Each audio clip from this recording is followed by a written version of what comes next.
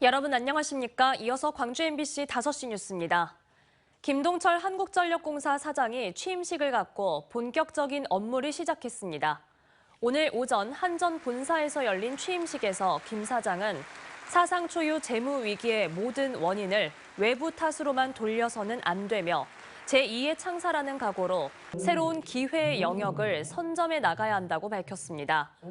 또한 전기 요금에만 의존해서는 안 되며 중장기적으로 총수익의 30% 이상을 국내 전력 판매 이외 분야에서 창출해야 한다고 강조했습니다. 광주의 대표 누각인 희경누가 157년 만에 중건돼 시민들에게 공개됐습니다. 광주시는 전라도 정도 1000년을 기념해 2018년 공사를 시작한 희경누의 공사가 끝남에 따라 오늘 중건 기념식을 갖고 일반에 공개했습니다.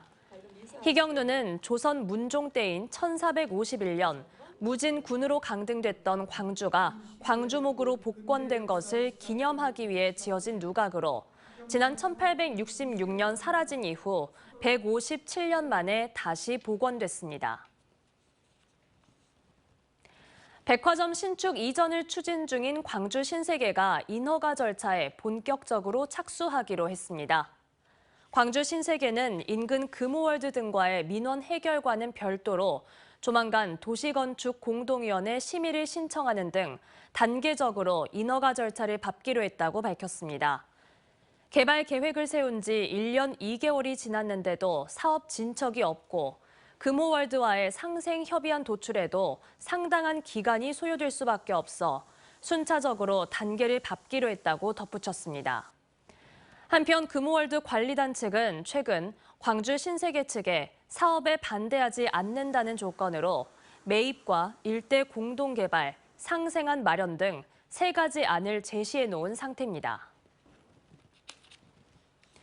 6연패에 빠져 가을 야구에 먹구름이 드리워진 기아 타이거즈가 나성범 부상이라는 초대형 악재를 만났습니다. 기아 타이거즈는 나성범 선수가 어제 LG와의 경기에서 주루를 하던 도중 부상을 입었는데 검진 결과 우측 햄스트링 손상 진단을 받아 10주에서 12주 정도의 재활이 필요하다고 밝혔습니다. 최근 6연패로 6위로 떨어진 기아는 팀의 주축인 나 선수가 부상으로 사실상 시즌 아웃 판정을 받음에 따라 가을 야구행에 빨간불이 켜졌습니다. 한편 나 선수는 올 시즌 타율 3할 6푼 5리에 홈런 18개, 57타점으로 기아의 후반기 상승세를 주도했었습니다. 완도 해역에서 지난달 14일 고수온주의보를 시작으로 특보 상황이 한 달 이상 유지되면서 양식생물 폐사가 계속되고 있습니다. 현재까지 신고된 고수온 피해는 완도 지역 30어가 40만 8천 마리로 피해액이 31억 1천만 원에 달하고 이 가운데 광어의 피해 규모가 가장 큰 것으로 나타났습니다.